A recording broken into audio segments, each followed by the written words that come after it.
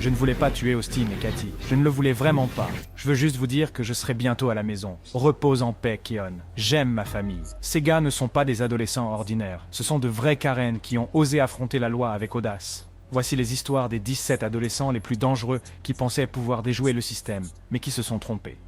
Des mésaventures hilarantes aux circonstances carrément bizarres. Ces jeunes délinquants ont réussi à se retrouver dans de sérieux pétrins. Vous ne voudrez pas manquer un seul instant de leur réaction à ces sentences folles. Nous allons rire, nous étonner, et peut-être même secouer la tête d'incrédulité en découvrant les frasques sauvages et les punitions inoubliables auxquelles ces délinquants audacieux ont fait face. Numéro 17, Chandel Jackson. Nous commençons avec l'histoire du jeune de 19 ans nommé Chandel Jackson et de son copain Derek Thomas. Ces deux imbéciles ont eu une idée brillante, aller voler un pauvre type. Eh bien, les choses ont rapidement tourné au vinaigre. Ils ont d'abord ciblé Nathan Potter, âgé de 21 ans, un étudiant de l'université du Wisconsin-Milwaukee, qui rentrait tranquillement chez lui après une soirée. Mais Chandel, étant le génie criminel qu'il est, a décidé de passer à la vitesse supérieure. Il a sorti une arme et a tiré en l'air, touchant le pauvre Nathan. Nathan a saigné dans sa propre mare de sang jusqu'à sa mort. Chandel et Derek ont été arrêtés plus tard et accusés de meurtre. Maintenant, on pourrait penser que Chandel aurait retenu la leçon, mais non. Quand le jury est revenu et l'a déclaré coupable du meurtre de Thomas, le gars a eu l'audace de se retourner et de commencer à lancer des insultes à la famille de Nathan. Mais le vrai coup de théâtre, c'est ce qui s'est passé ensuite. Quand le juge a condamné Chandel à la prison à vie sans possibilité de libération conditionnelle, il a perdu son sang-froid. Le gars a commencé à paniquer, essayant de se lever de la table, et les flics ont dû le plaquer au sol et le gazer au poivre. Pendant ce temps, la pauvre famille de Nathan était juste assise là, se serrant les uns contre les autres et pleurant à chaudes larmes. Et puis, pour couronner le tout, les membres de la famille de Chandel ont commencé à lancer des insultes aux Potters, comme s'ils avaient fait quelque chose de mal. Je vous déteste tous. Je vous déteste tous. Bref, Chandel passera le reste de ses jours derrière les barreaux. Et Derek, son complice, a écopé de seulement 12 ans. On dirait que le juge a estimé que Chandel était le vrai fauteur de troubles dans toute cette affaire. Numéro 16, Mackenzie Chila. Le nom de Mackenzie Chila est devenu synonyme d'une histoire terrifiante de tragédie et d'imprudence dans les rues. Sheila, qui était connue sous le surnom glaçant de l'enfer sur Rousse, a déclenché une chaîne d'événements dévastateurs qui allait ébranler la communauté de Strongsville jusqu'à son cœur.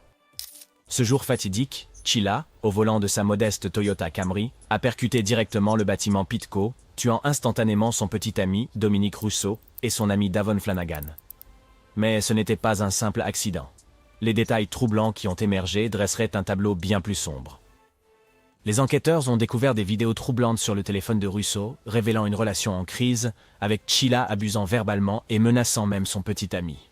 De manière choquante, elle était même allée jusqu'à menacer de provoquer délibérément un accident de voiture en conduisant avec Rousseau, annonçant ainsi la tragédie à venir. L'accident lui-même semblait être un acte calculé, Sheila choisissant un moment opportun et un itinéraire inconnu, suggérant un certain niveau de préméditation. Et même après coup, les actions de Sheila étaient tout simplement glaçantes. Elle a froidement demandé aux autorités de suspendre son permis pour une décennie, affichant un mépris stupéfiant pour les vies qu'elle avait prises. Pendant le procès, Sheila a maintenu son innocence, affirmant ne pas se souvenir des événements ayant conduit à l'accident.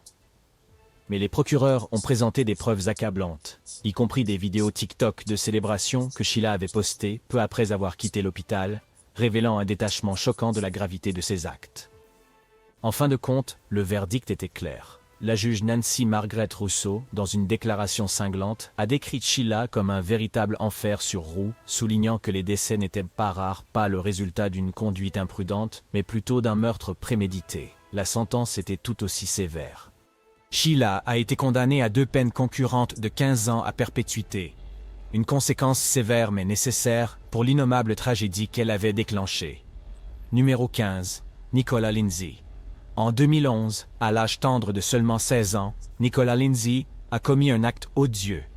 Il a assassiné un policier, David Crawford, à Saint Petersburg, en Floride. Mais ce qui rendait cette tragédie encore plus troublante, c'était le comportement glaçant de Nicolas pendant les procédures qui ont suivi. Alors que la salle d'audience écoutait dans un silence stupéfait, Nicola Lindsay était assis là avec un sourire sur le visage, une démonstration inquiétante qui a laissé la fille de la victime, Amanda, complètement dévastée.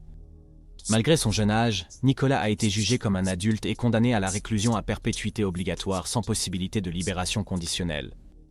Mais ensuite, une lueur d'espoir est apparue sous la forme d'une décision historique de la Cour suprême. En 2012, la décision de la Cour dans l'affaire Miller contre Alabama et son affaire connexe, Jackson contre Dobbs, a jugé que de telles peines de réclusion à perpétuité obligatoire pour les mineurs étaient inconstitutionnelles. Cela a ouvert la voie à Nicolas pour obtenir une audience de réexamen de sa peine où le tribunal devait prendre en compte les facteurs atténuants de sa jeunesse, son enfance difficile, ses problèmes de santé mentale et son potentiel de réhabilitation. La défense a plaidé pour une réduction de peine à 40 ans, invoquant ces circonstances atténuantes. Cependant, le juge n'a pas été convaincu.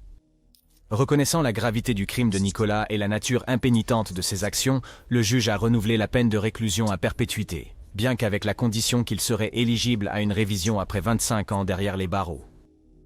Des années plus tard, en 2017, le cas de Nicolas a de nouveau été réexaminé. Et une fois de plus, le tribunal a conclu qu'il n'y avait pas suffisamment de preuves de sa réhabilitation pour justifier une réduction de peine. À l'âge de 22 ans, la peine de réclusion à perpétuité de Nicolas Lindsay a été maintenue, un rappel brutal que les conséquences de ses actes résonneraient pendant des décennies. Numéro 14, Jennifer Mee. En 2007, le nom de Jennifer Mee a fait les gros titres non pas pour un grand accomplissement, mais pour une affection plutôt particulière, des hoquets incontrôlables. Mais en 2011, la vie de Jennifer a pris un tournant sombre et inattendu. Elle s'est retrouvée impliquée dans un crime tragique, accusée du meurtre d'une femme nommée Shannon Griffin lors d'une tentative de vol. Le contraste entre sa renommée initiale en tant que hiccup girl et ses graves accusations criminelles a dû être saisissant, choquant le public qui avait autrefois suivi ses mésaventures médicales avec une telle attention, la classant parmi les 20 adolescents les plus dangereux réagissant à leur peine. Son équipe de défense a soutenu que la capacité mentale diminuée de Jennifer au moment du crime devait être prise en compte, mais en vain. Le marteau est tombé et elle a été condamnée à la prison à vie sans possibilité de libération conditionnelle, un sort que l'on pourrait considérer encore plus cruel qu'une vie de hockey. On doit se demander qu'est-ce qui pourrait pousser une personne du domaine de la célébrité excentrique aux profondeurs de tels actes odieux. Était-ce le fardeau insupportable de son affliction, la surveillance constante, le poids de sa nouvelle notoriété? Ou y avait-il autre chose, une obscurité plus profonde cachée dans son psychisme, attendant d'émerger? Une question qui pourrait rester à jamais sans réponse. Numéro 13, Dante Wright.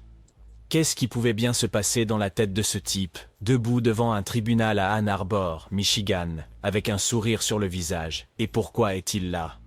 Eh bien, examinons son passé. Jordan C., un senior apprécié au lycée Pioneer et une star du football avec des rêves d'étudier à l'université du Michigan, a vu sa vie tragiquement écourtée. Ce jour fatidique d'octobre 2016, il a été retrouvé mort d'une seule balle dans la tête. Toute la communauté était sous le choc. Comment un jeune homme si brillant et innocent pouvait-il rencontrer une fin aussi horrible? L'enquête a conduit à l'arrestation de 3 adolescents suspects, Dante Wright, Delano Gracie et Jaris Ellison. Avance rapide jusqu'en juin 2017, et Dante Wright a admis sans détour avoir tué Jordan C. lors d'un vol qui a mal tourné. Aucun remords, aucun regret, juste un aveu désinvolte.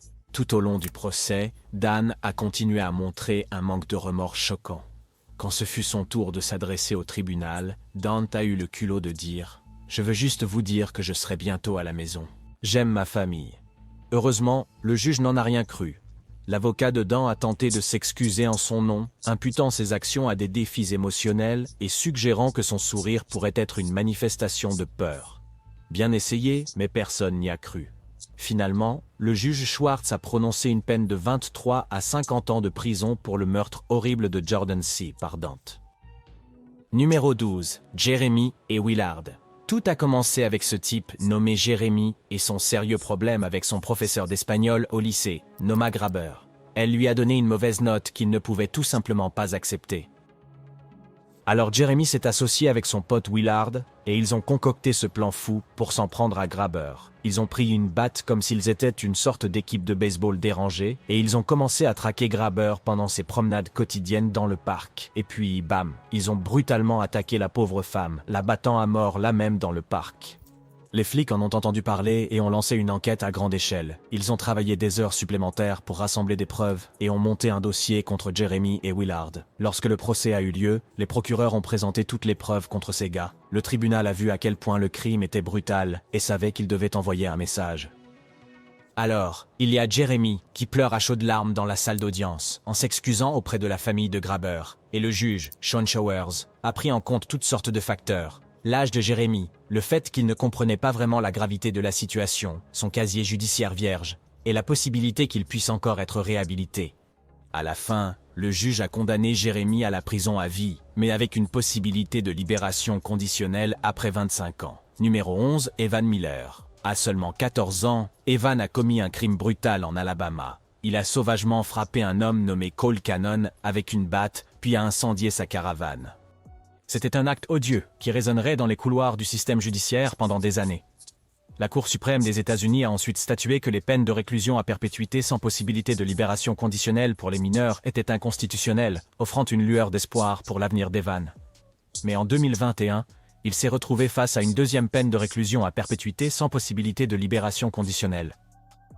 Le juge Mark Craig, chargé de cette décision lourde, a finalement estimé que la gravité du crime d'Evan l'emportait sur les facteurs atténuants de sa jeunesse et de son enfance difficile. Les appels à la réhabilitation ont été rejetés, et le juge a prononcé la peine la plus sévère, une peine de réclusion à perpétuité sans possibilité de libération conditionnelle.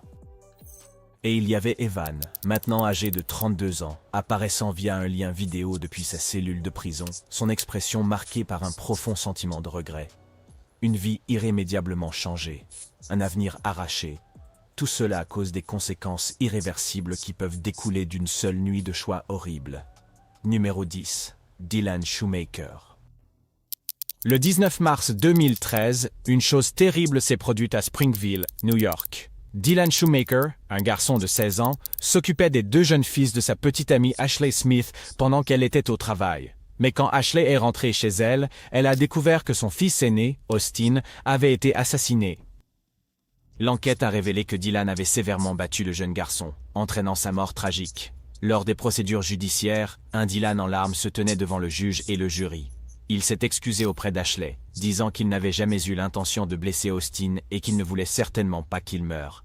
Mais les jurés n'ont pas cru à ses excuses et ont déclaré Dylan coupable de meurtre au 2e degré.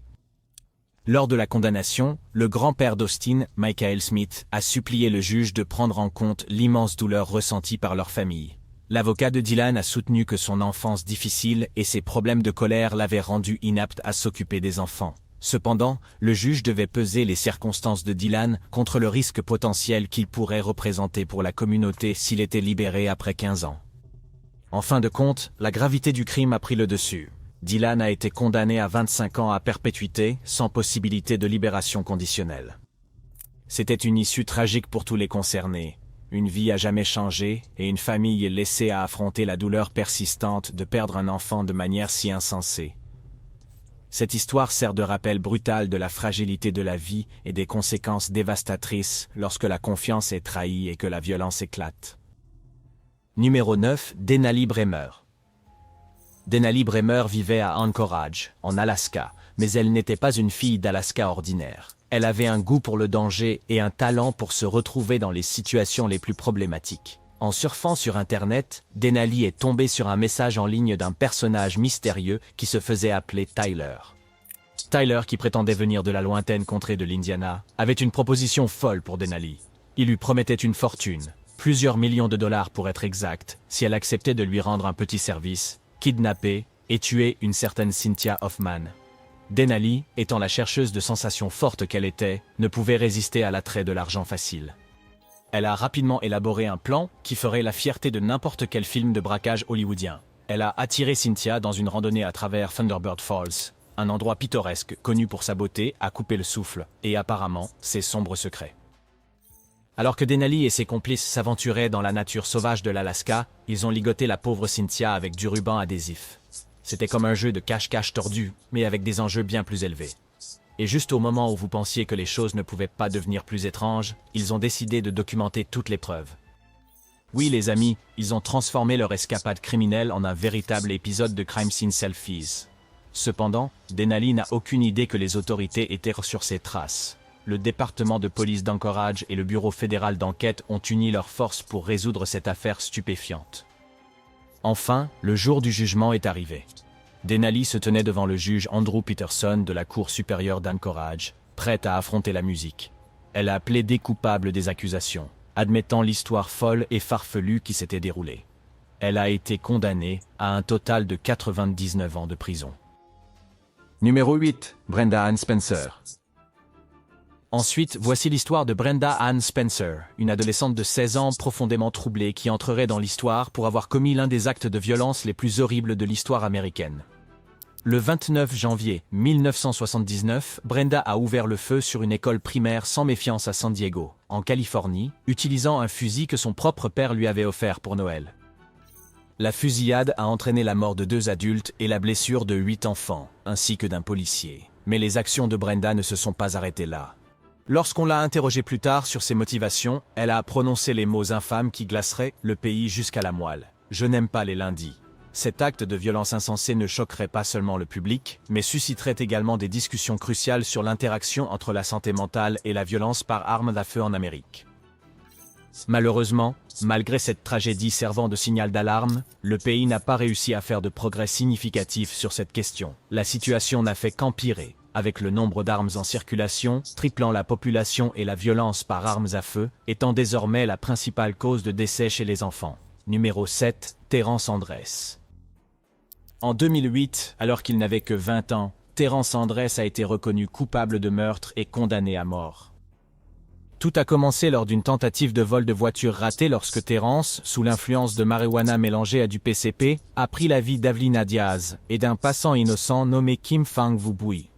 L'affaire de Terrence a été portée devant la Cour suprême des États-Unis, mais la Cour a jugé que l'avocat de Terrence était inefficace pour ne pas avoir correctement enquêté et contesté le dossier de l'État contre lui. C'était une série d'échecs spécifiques qui ont sapé sa défense.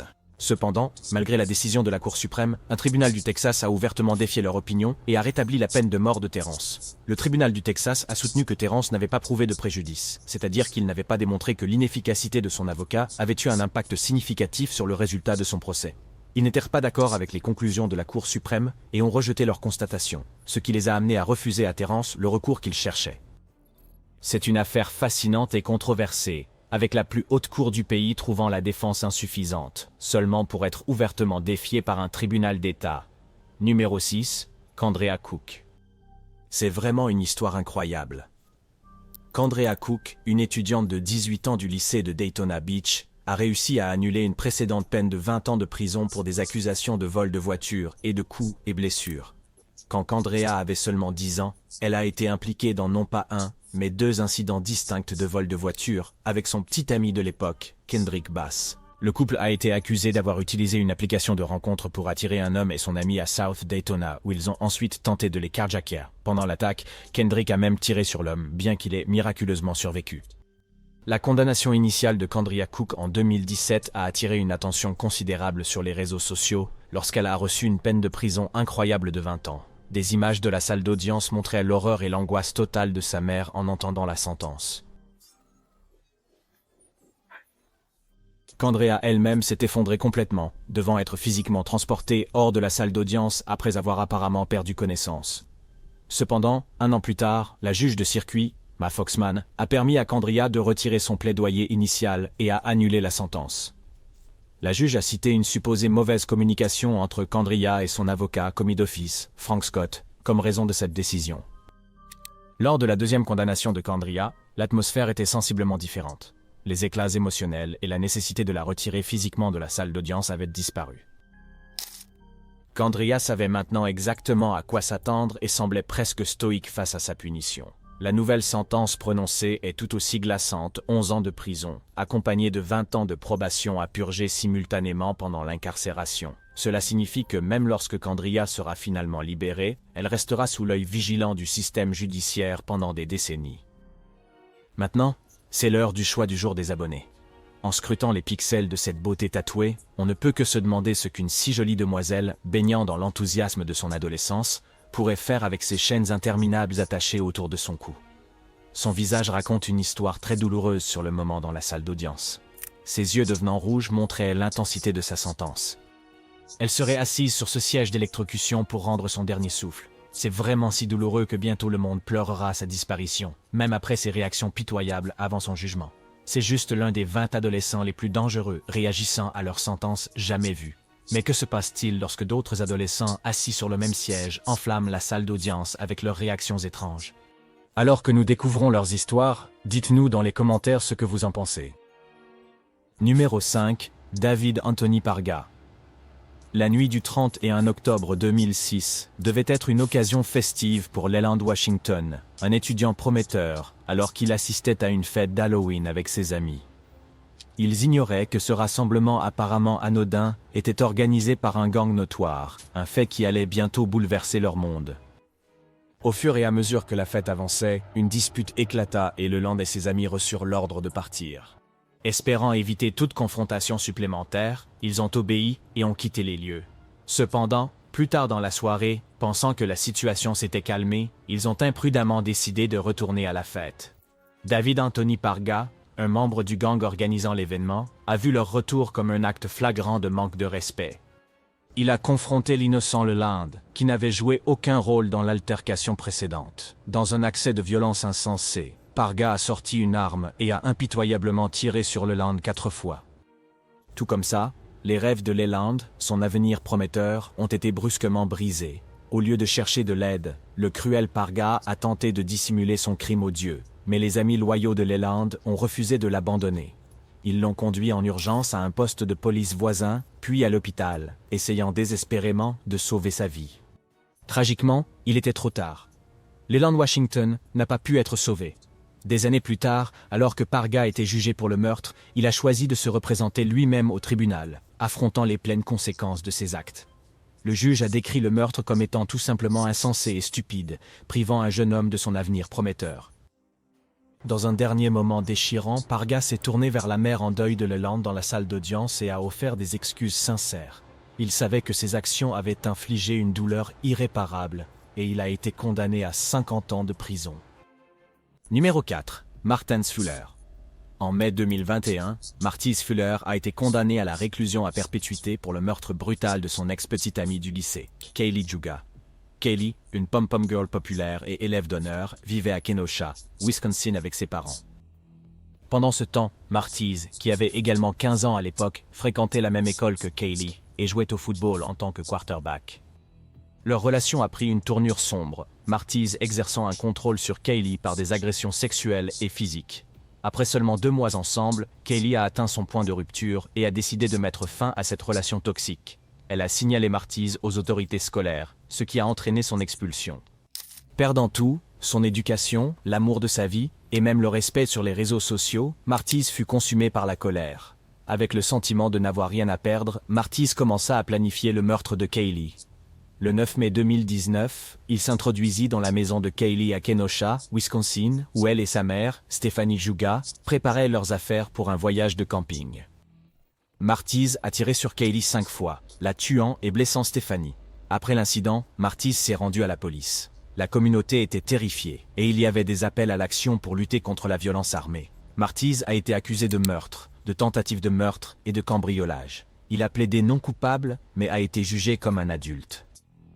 Tout au long du procès, des témoignages émouvants ont été donnés, et Martins a montré des remords par moments. Le jury l'a reconnu coupable d'homicide intentionnel au premier degré. Finalement, Martins a été condamné à la réclusion à perpétuité sans possibilité de libération conditionnelle. Numéro 3. Lee Rios. En février 2018, 2 individus du Texas ont été condamnés pour le meurtre d'un homme de la région métropolitaine d'Atlanta. Cet incident tragique a mis en lumière un autre acte de violence insensé et irrationnel. Les événements se sont déroulés le 1er mai 2017, lorsque Vincent Cruz, un résident de 44 ans d'Austel, a mystérieusement disparu après une réunion liée à sa voiture annoncée sur Craigslist. Les inquiétudes ont grandi car personne ne connaissait sa localisation. Finalement, le 22 mai 2017, les autorités ont découvert le corps sans vie de Cruz caché dans les buissons. La communauté se demandait ce qui était arrivé à M. Cruz. Après des mois d'enquête approfondie, le FBI a révélé que Gilbert George Moran avait un lien avec la mort de Cruz. Ils ont également découvert l'implication d'un autre individu, Lee Rios. Il a été découvert que Rios avait tué Cruz à cause d'une transaction de drogue qui avait mal tourné. Lors de leur rencontre, Cruz avait initialement amené un ami, mais a ensuite demandé à l'ami de partir, disant que l'acheteur potentiel, Lee Rios, avait besoin de temps pour examiner le camion. Il a promis de la contacter par la suite, mais l'appel n'est jamais venu. Le véhicule manquant a finalement été retrouvé abandonné sur le parking d'un motel avec le sang de Cruz à l'intérieur. Rios a choisi de ne pas divulguer les détails de ce qui s'est passé ce jour-là, ni les raisons pour lesquelles il a tué Cruz. Cependant, il a été condamné à passer le reste de sa vie derrière les barreaux. Tout au long du processus de condamnation, Rios est resté stoïque, ne montrant aucun signe émotionnel. Après que la sentence a été prononcée, il a coopéré avec les adjoints et est sorti du tribunal. Numéro 2, Jared Cano. Le cas de Jared Cano, un jeune homme prometteur de Tampa, en Floride, est une leçon tragique sur les conséquences dévastatrices qui peuvent survenir lorsqu'un esprit vulnérable succombe à l'attrait de la violence. À seulement 16 ans, Jared s'est retrouvé face à une peine de prison stupéfiante de 15 ans pour avoir planifié une attaque à la bombe au lycée Freedom. Son avocat avait plaidé pour une approche plus clémente, demandant des sanctions pour mineurs et une réhabilitation dans un programme de traitement en santé mentale. Mais finalement, le juge de circuit Kimpel Fernandez a déterminé que la gravité de la situation exigeait une peine pour adultes. C'était une décision difficile pour le juge, qui devait soigneusement évaluer si Jared avait réellement l'intention de mener l'attaque ou s'il était simplement un garçon confus et troublé faisant des menaces vaines. En fin de compte, le juge a conclu que la menace était réelle et que les conséquences ne pouvaient pas être ignorées. L'avocat de Jared, Canela Senior, a exprimé sa surprise face à la sévérité de la sentence, notant que dans des cas similaires, les juges cherchent souvent des informations supplémentaires, telles que des rapports psychiatriques ou des tests polygraphiques avant de rendre leur verdict. La possibilité d'un appel devant la cour d'appel du 2e district a également été mentionnée, alors que Canela Senior contestait la décision du juge de ne pas rejeter les accusations les plus graves contre Jared. Même si Jared n'a jamais menacé directement qui que ce soit, les accusations auxquelles il faisait face étaient néanmoins sévères.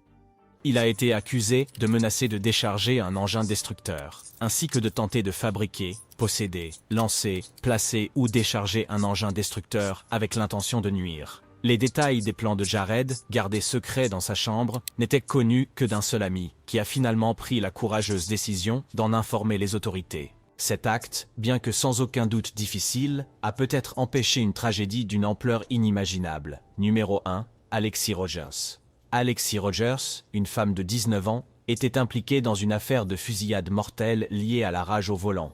Lors d'une audience pour déterminer si elle resterait en détention jusqu'au procès, ses avocats ont soutenu que l'incident n'était pas de sa faute.